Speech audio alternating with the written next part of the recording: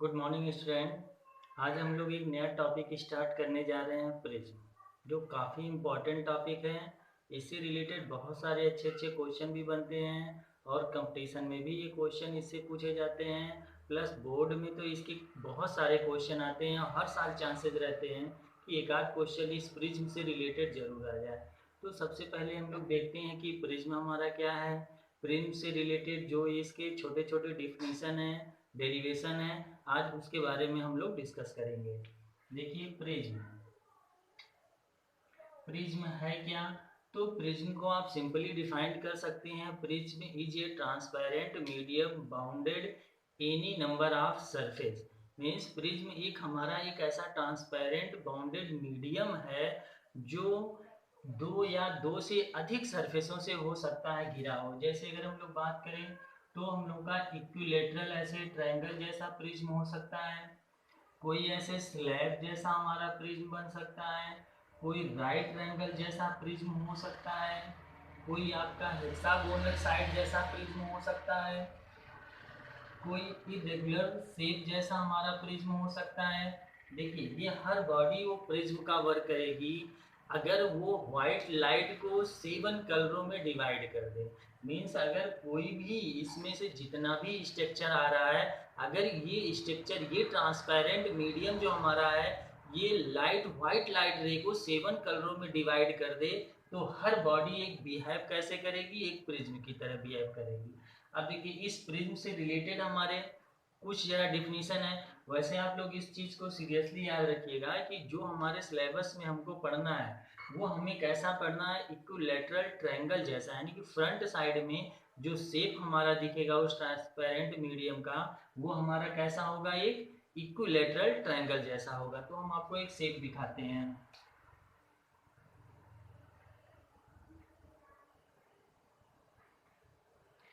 देखिए ये हमारे हो गए इक्विलैटरल ट्रायंगल।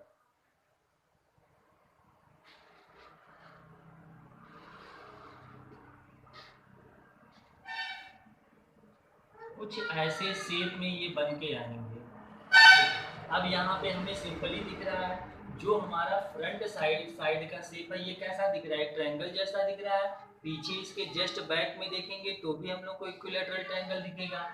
इस दोनों साइडों में हमें कैसा दिख रहा है, एक रेक्टेंगल या स्क्वायर जैसा शेप दिख रहा है। नीचे भी हमारा कैसा दिख रहा है, एक स्क्वायर जैसा शेप दिख रहा है। तो आप इस चीज को याद रखिएगा, जो इक्विलैटरल हमारे प्रिज्म होते हैं उसमें दो हमारे इक्विलैटरल ट्रायंगल होते हैं और तीन हमारे शेप जो साइड उसके सरफेस होते हैं वो हमारे या तो कोई रेक्टेंगल जैसा होगा या तो फिर स्क्वायर होगा।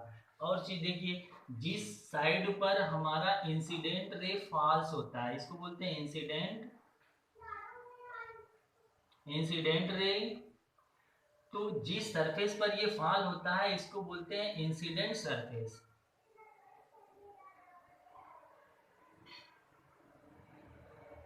इंसिडेंट सरफेस, जिस सरफेस से हमारी रे इमर्ज होती है तो ये हमारे इमर्जेंट रे हो गए।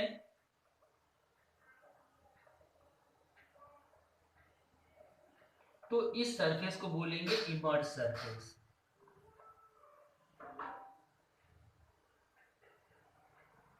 इमर्ज सरफेस हो गया। दूसरी चीज, जो दोनों सरफेस हमारे इंसिडेंट सरफेस हो गए, इमर्ज सरफेस हो गए, इनके बीच का जो ये एंगल बनता है इसको बोलते हैं एंगल ऑफ प्रिज्म।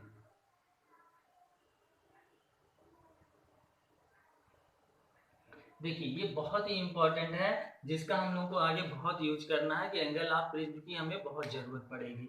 तो जैसा एंगल ऑफ प्रिज्म आपको दिया जाएगा उसके अकॉर्डिंग हम लोग क्वेश्चन में यूज करेंगे। तो ये तो हो गई इसके सरफेस की बात है। अब देखिए इसमें सबसे इंपॉर्टेंट चीज आता है जो एंगल ऑफ डिविएशन, जिससे रिलेटेड हमारे सारे डेरिवेशन है और जो फार्मूले हमें यहाँ पे बनाने हैं, जो फार्मूलों का डेरिवेशन करना है उसमें भी हमारा सारा रोल किसका होगा, एंगल ऑफ डिविएशन का। तो हम लोग उसकी चर्चा करते हैं।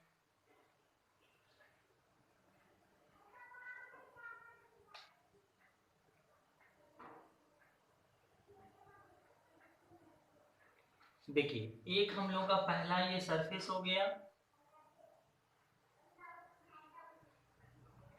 ये हमारा इंसिडेंट सरफेस है, तो ये इंसिडेंट रे हुआ। फिर वही आप स्लैश लॉ का यूज करेंगे, यहाँ पे जैसे ही टच करेगा एक नॉर्मल ड्रॉ होगा, रे जा रही है रेयर टू डेंसर, तो टूवर्ड्स नॉर्मल आएगी। अब फिर यहाँ पे एक नॉर्मल ड्रॉ होगा, रे हमारी डेंसर से रेयर में जा रही है तो अवे फ्रॉम नॉर्मल। देखिए अगर इंसिडेंट रे को, ये हमारा इंसिडेंट रे है, ये हमारा इमर्जेंट रे है,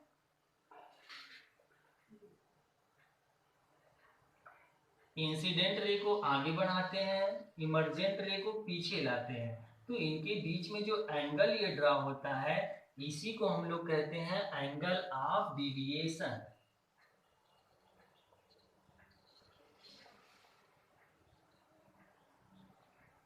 डिविएशन एंगल, तो आप सिंपली इसको डिफाइन करिए, angle between incident ray and emergent रे is called angle of deviation. बहुत ही इंपॉर्टेंट है, इस चीज को आप याद रखिएगा।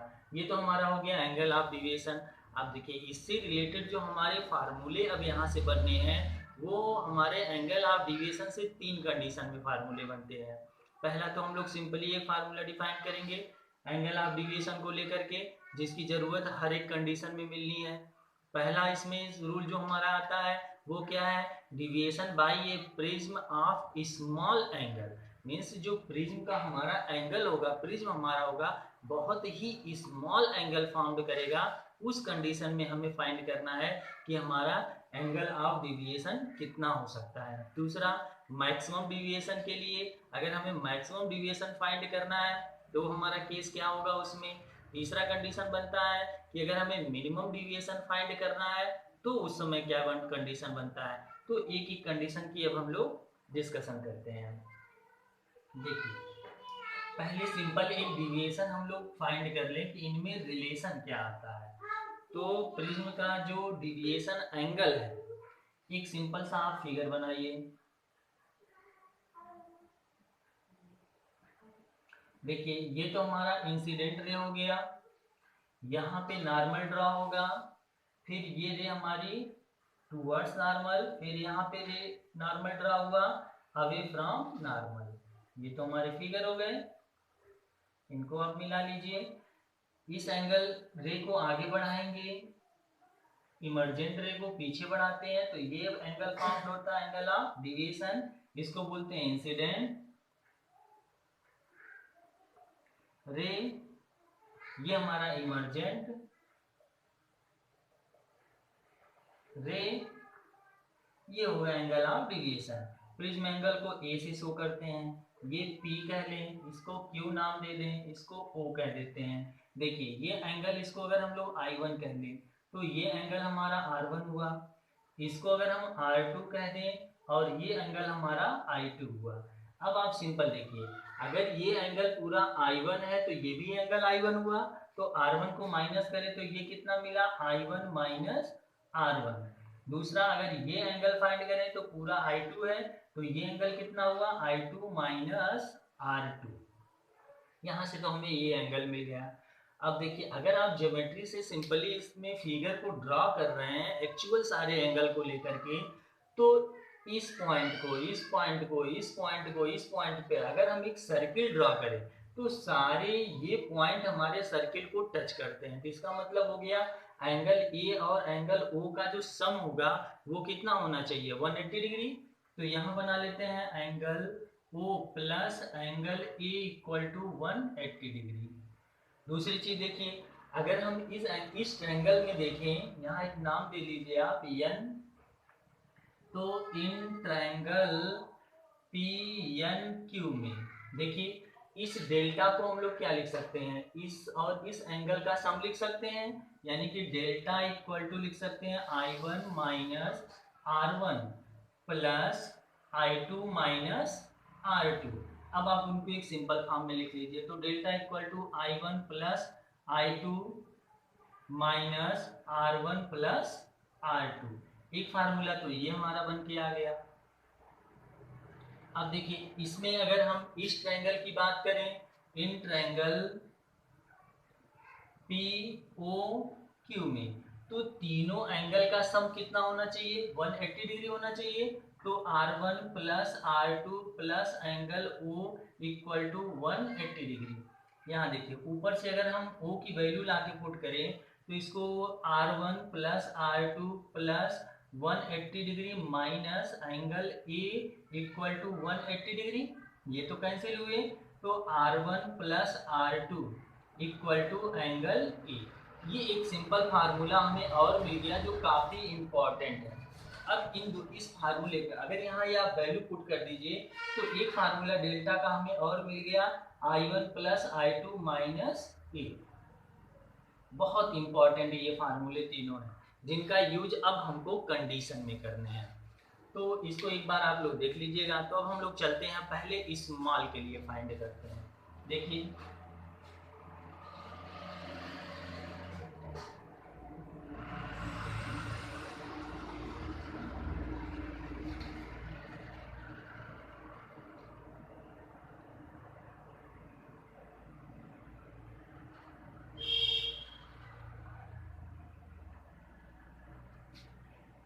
पहला जो कंडीशन हमारा बनता है वो deviation by prism, deviation by a prism for small angle. देखिए एक स्मॉल एंगल के लिए फाइंड करना है, ये चीज आप इसमें याद रखिएगा क्योंकि हमें क्वेश्चन में भी यही पकड़ना है कि किस कंडीशन की वो बात कर रहे हैं। तो जिस कंडीशन की वो बात करेंगे क्वेश्चन में, जिस कंडीशन के बारे में डिस्कस होगा, हमें अप्लाई फार्मूला उसी कंडीशन में करना है। तो देखिए इसके लिए क्या मिल रहा है, अगर एक सिंपल आप फिगर ड्रॉ कर लीजिए। ये हमारे इंसिडेंट रे हुए, नॉर्मल ड्रा हुआ, रिफ्रैक्टेड रे हुआ, नॉर्मल ड्रा हुआ, इमर्जेंट रे हुआ। ये एंगल हमारा I1, ये एंगल हमारा क्या I2, ये एंगल R1, ये एंगल हमारा हो गया R2। इनको आगे बढ़ाते हैं, इनको पीछे लाते हैं, तो ये मिला हमारा एंगल ऑफ डिविएशन डेल्टा। अब देखिए स्मॉल एंगल के लिए अगर हम बात करें तो इस पॉइंट पर जो हमें P और Q मिल रहा है, देखिएगा ध्यान से, तो इसको एंगल ए कह रहे हैं, ये नाम इसको ओ दिया गया, ये हमारा एन था, सेम वही फिगर है। अब देखिए अगर हम पी पॉइंट और क्यू पॉइंट पर स्नेल्स लॉ फाइंड करें तो एट पॉइंट पी पर देखिए स्नेल्स लॉ अगर हम लोग फाइंड करें, इस जो ग्लास हम लोग जो भी यूज कर रहे हैं इसका रिफ्रैक्टिव इंडेक्स ANG एयर के रिस्पेक्ट में कह लेते हैं। तो यहाँ हमें क्या मिलने वाला है, sine I1 by sine R1 equal to ANG। Small angle की बात कर रहे हैं, मीन्स साइन I को नियर अबाउट हम लोग लिख सकते हैं I1 इक्वल टू ANG। ये हो गया हमारा R1 इक्वेशन फर्स्ट। फिर आप आइए अगर हम सेकेंड वाले पॉइंट P पर स्नेल्स लॉ यूज करें, at point P according to Snell's law sine, देखिए यहाँ पे I का वर्क कौन कर रहा है, R2 कर रहा है, तो R2 by sine I2 equal to ray हमारी जा रही है डेंसर टू रेयर जा रही है, यानी कि यहाँ पे लिखेंगे GNA। अब इसको अगर आप सिंपली देखिए तो इसको नीचे लाते हैं, इसको ऊपर लेके चलते हैं, तो लिख सकते हैं हम लोग I2 equal to R2 by GNA। अब अगर हम मीडियम को इंटरचेंज करते हैं तो ये वैल्यू पलट के ऊपर जाएगी, तो ये हमें मिला I2 equal to ANG into R2 equation second. First और सेकेंड को ऐड कर लेते हैं, बाई फर्स्ट प्लस सेकेंड।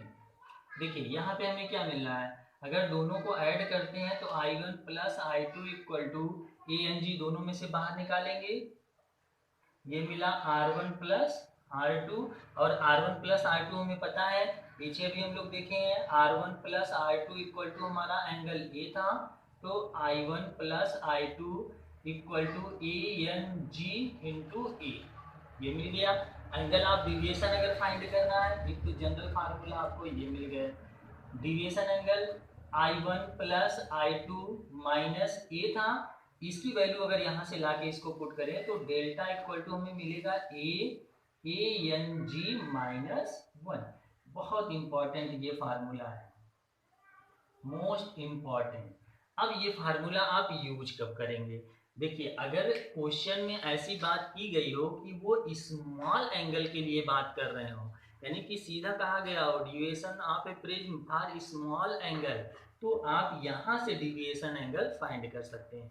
दूसरी चीज यहाँ ध्यान रखिएगा, देखिए जो भी एक प्रिज्म आपको दिया जाएगा उसका तो एंगल, प्रिज्म एंगल तो कांस्टेंट होगा, लेकिन ये मीडियम जो उसका रिफ्रैक्टिव इंडेक्स है ये चेंज हो सकता है। तो अगर ये हमारा पूरा का पूरा जो भी प्रिज्म है किसी मीडियम में लाके रख दिया जाए, तो उस मीडियम के रिस्पेक्ट में आप यहाँ रिफ्रैक्टिव इंडेक्स को लिखेंगे।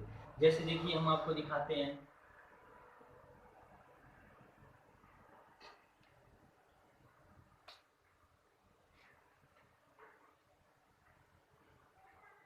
देखिए दो कंडीशन, अगर ये प्रिज्म एयर में है, पहला मिला इसमें इन एयर, तो आप यहाँ डेल्टा इक्वल टू लिखेंगे, जो भी हमारा ये यन है ग्लास जी, ए एयर के रिस्पेक्ट में लिखा जा रहा है, तो ANG -1, यहाँ से डिविएशन एंगल फाइंड कर लेंगे हम लोग। सेकेंड पॉइंट, इन मीडियम, अगर इसी प्रिज्म को लाके किसी मीडियम में इमर्ज कर दो,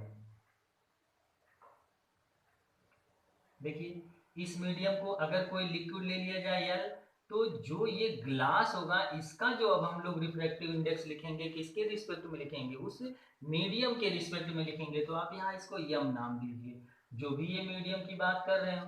तो अब अगर यहाँ हम लोग डेल्टा यूज करेंगे तो AMNG-1 हम लोग को फार्मूला यूज करना होगा, यानी कि मीडियम के रिस्पेक्ट में उस प्रिज्म का जो रिफ्रैक्टिव इंडेक्स है वो ऑलरेडी चेंज होता रहेगा। तो थोड़ा इस चीज पर आप ध्यान रखिएगा, क्योंकि क्वेश्चन बजाने के लिए, थोड़ा टफ करने के लिए मीडियम को चेंज कर दिया जाता है। तो अगर आप सिंपली एक चीज को ध्यान देंगे तो श्योर है कि गलत कर जाएंगे। अब इसके हम लोग सेकेंड टॉपिक पे आते हैं।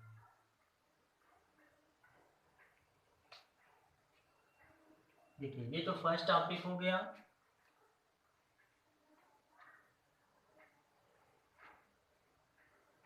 सेकेंड टॉपिक इसका है फॉर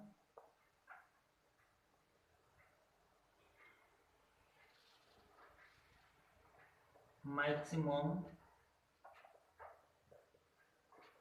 डिविएशन। अगर हम लोग मैक्सिमम डिविएशन के लिए इस चीज को फाइंड करें तो आप एक चीज याद रखिएगा, मैक्सिमम डिविएशन का कंडीशन हो क्या सकता है। तो इसके लिए मस्ट है कि जो डिविएशन एंगल हमारा बनना है वो सबसे मैक्सिमम होना चाहिए। तो डिविएशन एंगल मैक्सिमम किस कंडीशन पे हो सकता है? तो आप अगर एक फिगर ऐसे ड्रॉ कर रहे हैं, सिंपली देखिए, तो इंसिडेंट रे आई, आप नॉर्मल ड्रॉ करेंगे, रिफ्रैक्टेड रे होगी, फिर यहाँ एक नॉर्मल ड्रॉ होगा, इमर्जेंट रे होगा, आप यहाँ एंगल ड्रॉ करेंगे, पीछे ले जाएंगे, तो ये एंगल ऑफ हमारा डिविएशन मिला।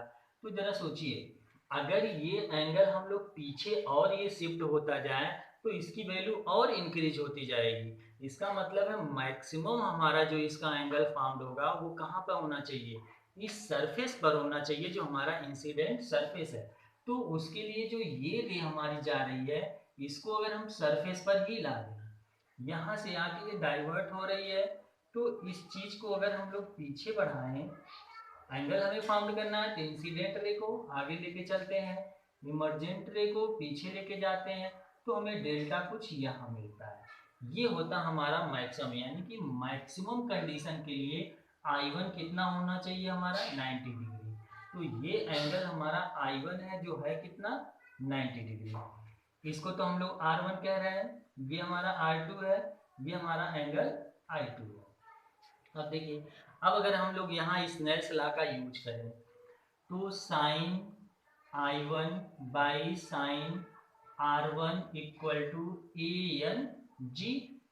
I1 की वैल्यू 90 डिग्री हो गई, तो sine 90 by sine R1 equal to ANG। देखिए इसको ऊपर लेके जाते हैं, इसको नीचे लेके आते हैं, 90 की वैल्यू 1 हो गई, तो sine R1 equal to 1/ANG। इसको अगर उस साइड में कर लें तो sine R1 equal to sine inverse 1/ANG। और पीछे हम लोग पढ़े थे, इसने ही वैल्यू को हम लोग क्या बोलते हैं, क्रिटिकल एंगल। यानी कि R1 इक्वल टू हमारा मिला थीटा सी। थीटा सी है क्या, हमारा क्रिटिकल एंगल है। एक चीज ये फाइंड हो गया। दूसरी चीज देखिए, अगर हम इस पॉइंट पर स्नेल्स लॉ यूज करते हैं तो यहाँ हमें क्या मिलने वाला है, sine R2 by sine I2 equal to, ray हमारी डेंसर टू रेयर जा रही है यानी कि GNA, इनको 1 बाई कर लेते हैं। तो यहाँ से हमें I2 sign I2 equal to क्या मिलेगा, G 1 बाई करेंगे इसको तो ANG इंटू साइन R2। देखिए अब अगर हम पीछे एंगल की बात करें तो इस R2 की जगह हम लोग क्या लिख सकते हैं, R1 plus R2 equal to ए था। R1 इक्वल टू हम लोग निकाल लिए थीटा से क्रिटिकल एंगल, तो R2 इक्वल टू आया A माइनस थीटा सी। ये भी काफी इंपॉर्टेंट है। इसकी वैल्यू अगर हम इसमें पुट कर दें तो हमें क्या मिल रहा है, sine I2 equal to ANG sine R2 की जगह लिखेंगे A माइनस थीटा सी। इसको आप उस साइड में कर लीजिए तो I2 equal to sine inverse ANG sine A minus theta C. ये हमारा एक जनरल सा फार्मूला है। अब जो भी कुछ आपको दिया जाएगा इस फार्मूले में हम लोग पुट कर लेंगे। तो ये भी एक हमारा टॉपिक हो गया। अब इसमें सबसे इम्पोर्टेंट, मोस्ट इम्पोर्टेंट टॉपिक जो आता है हमारा, वो आता है मिनिमम डिविएशन के लिए।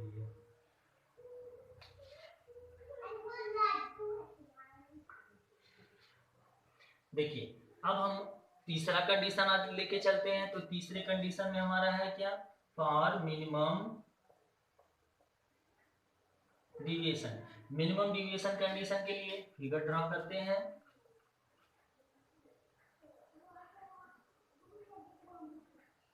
देखिए ये इंसिडेंट रे हुआ, नॉर्मल ड्रॉ हुआ, रिफ्रैक्टेड रे हुआ, नॉर्मल ड्रॉ हुआ, इमर्जेंट रे। इसको आगे लेके चलते हैं। ये हमारा पीछे आया, ये एंगल ऑफ डिविएशन ड्रॉ हुआ, ये हमारा I1 हुआ। दूसरा ये I2, ये एंगल R1, ये एंगल हमारा R2। इस चीज को याद रखिएगा, सबसे इंपॉर्टेंट डेरिवेशन हमारा यही है। जो सबसे मैक्सिमम क्वेश्चन हमारे यहीं से बनते हैं, जो एंगल जहां से फॉर्म, एंगल की वैल्यू आपको दी जाती है।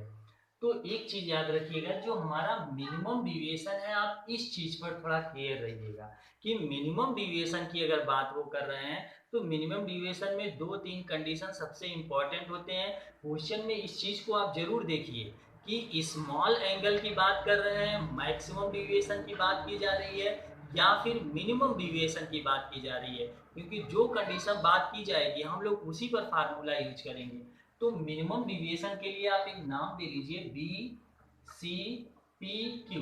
देखिए सबसे पहले मस्ट कंडीशन इसका है कि जो हमारा बेस इस प्रिज्म का है BC, ये पैरेलल होना चाहिए रिफ्रैक्टेड रे PQ के।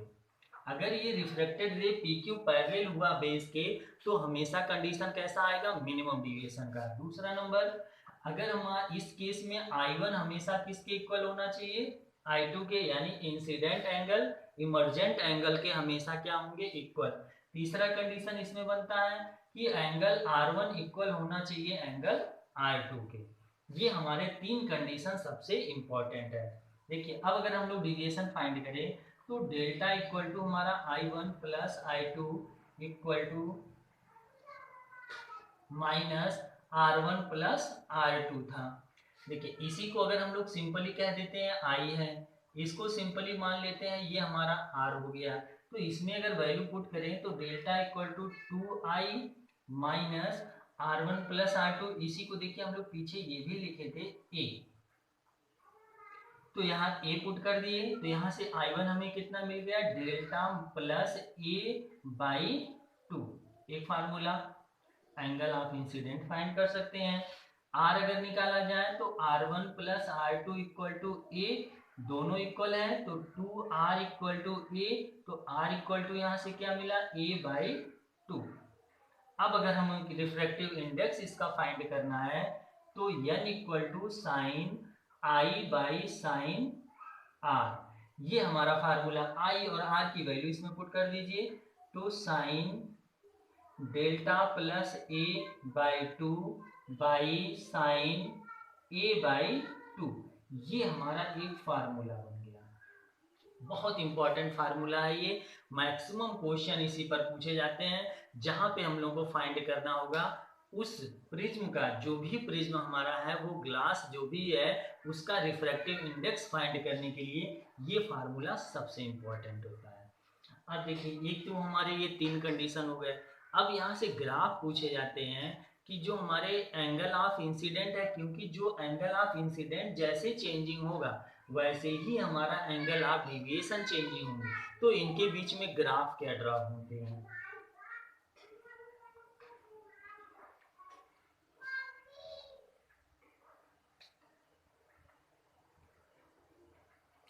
देखिए जो एंगल ऑफ डिविएशन और इंसिडेंट एंगल में अगर हम ग्राफ ड्रॉ करें आई और एंगल ऑफ डिविएशन डेल्टा, तो कुछ कर्व हमें ऐसे मिलता है।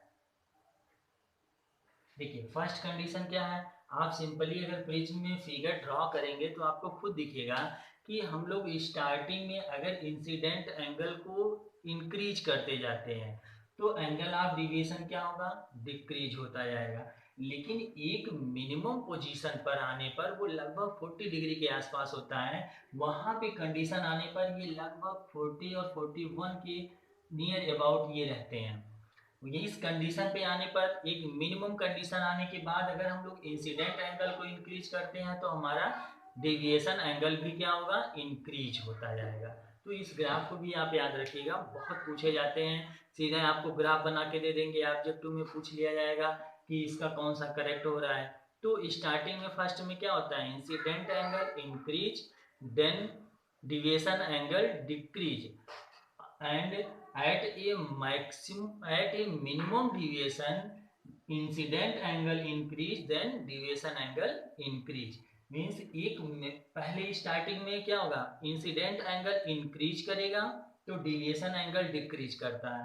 एक मिनिमम कंडीशन आने के बाद इंसिडेंट भी इंक्रीज करेंगे और हमारा एंगल ऑफ डिविएशन भी इंक्रीज करेगा। ये तो हो गई हमारे प्रिज्म की इतने डेरिवेशन। अब अगला टॉपिक जो प्रिज्म से रिलेटेड आते हैं, थोड़े से कुछ और इसमें बन के आते हैं जो स्पेक्ट्रम से रिलेटेड होते हैं। तो पहले हम इसके छोटे छोटे डिफिनीशन देखते हैं, इसके बाद पूरे डिटेल में हम लोग पढ़ेंगे स्पेक्ट्रम को। तो सबसे पहले देखिए डिस्पर्सन।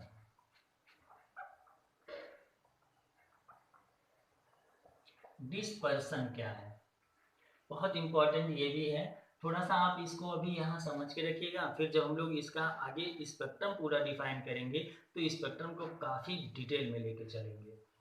देखिए अगर व्हाइट लाइट एक आप प्रिज्म कर फॉर्म कर लीजिए, इंसिडेंट रे हो गया, ये इंसिडेंट अभी हम आपको पीछे बताए हैं प्रिज्म की हमारी क्या प्रॉपर्टी होती है कि व्हाइट लाइट की जो हमारी लाइट रे है,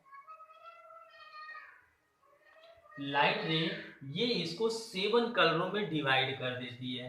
तो ये इंसिडेंट जो रे है इसको 7 कलरों में ये डिवाइड करेगी।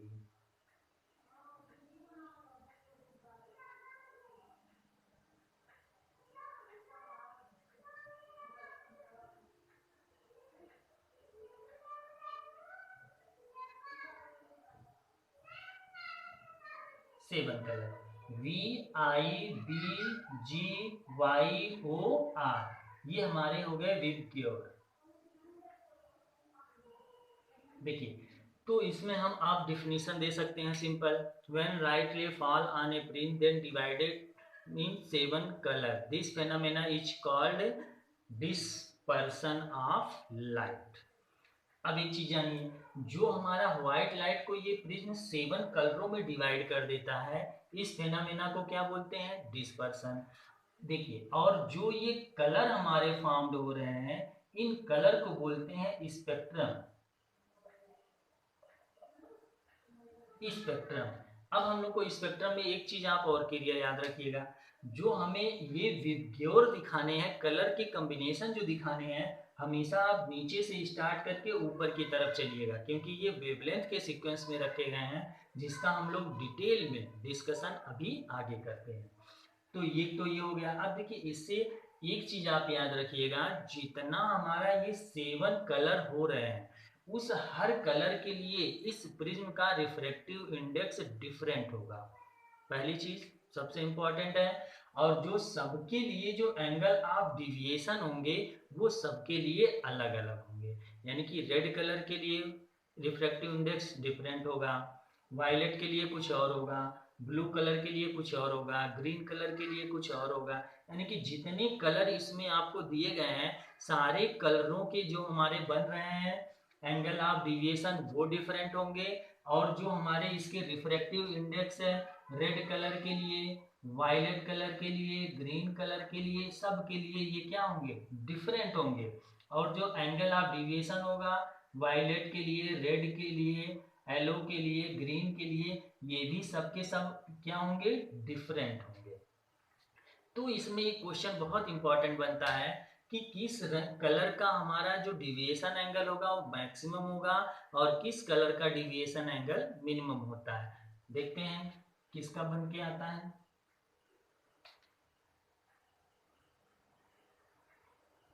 देखिए, अगर हम सिंपल इसको फॉर्म करते हैं, ये हमारा व्हाइट लाइट हो गया। पहले हम तो सबसे मिनिमम और सबसे मैक्सिमम कलर की बात कर लें, तो वायलेट सबसे नीचे, रेड सबसे ऊपर। इंसिडेंट एंगल को आगे लेके जाते हैं, इनको पीछे लेके आते हैं।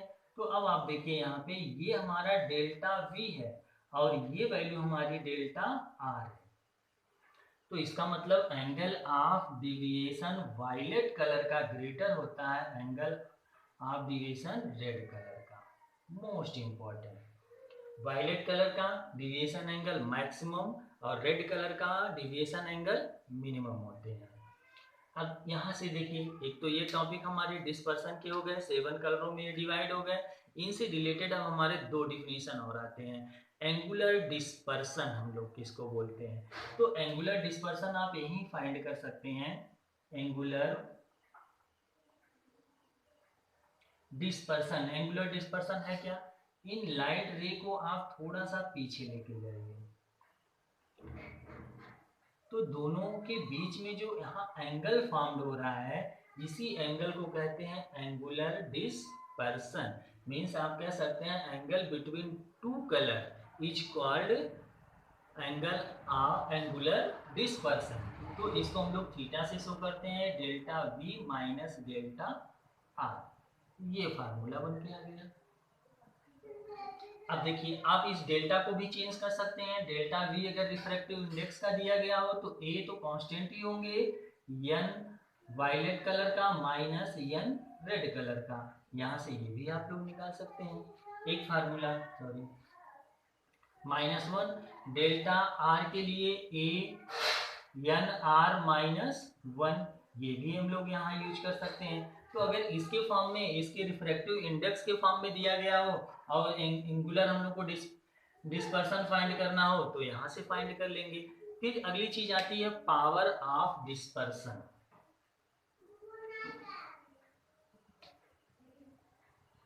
डिस्पर्सन पावर,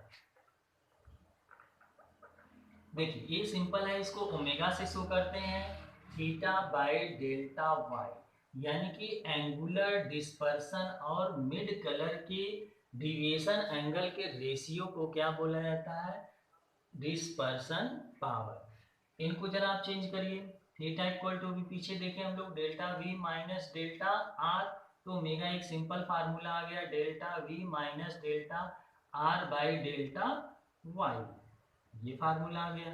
रिफ्रैक्टिव इंडेक्स अगर हमें चेंज करना है, तो delta V a N V -1, delta R a N R -1, delta Y a N Y -1। इनकी वैल्यू आप इसमें पुट करेंगे, तो omega equal to N V minus N R by N Y -1, ये फार्मूला आ जाएगा। तो हमें क्वेश्चन में क्या दिया गया है उसके अकॉर्डिंग हम लोग यूज कर लेंगे। अगर डिविएशन एंगल दिया गया हो तो सिंपल इसको रख लेंगे, अगर उसके रिफ्रैक्टिव इंडेक्स दिए गए होंगे तो हम लोग इसको रख लेंगे। ये तो हुए हमारे प्रिज्म के एक टॉपिक। तो प्रिज्म से रिलेटेड जितनी चीजें थी वो हम आपको बता दिए। अब यहाँ से सबसे अच्छा स्टार्ट होता है जो प्रिज्म का स्पेक्ट्रम, जो अभी हम लोग देखे हैं 7 कलरों में जो डिवाइड हो रहा है, उसके लिए हम आपको अगले अपने नेक्स्ट वीडियो में बताएंगे, क्योंकि उसको पूरी तरह से ब्रॉड पूरा चार्ट उसका बना करके हम लोग को अच्छे से पूरा स्पेक्ट्रम डिटेल में पढ़ना है। तो ये एक बहुत ही इम्पॉर्टेंट और अच्छा टॉपिक हम लोग आज स्टडी कर लिए। अब इसको आप एक बार देखकर नोट्स भी अच्छे से बना लीजिएगा, अच्छी तरह से इस पे जो रिलेटेड क्वेश्चन है बुक में देख के अपने सॉल्व करिएगा। कोई भी प्रॉब्लम होता है तो हमें आप कमेंट में बताइए, और अगर आप चैनल पे नए हैं तो इसको सब्सक्राइब जरूर कर लीजिएगा। जय हिंद।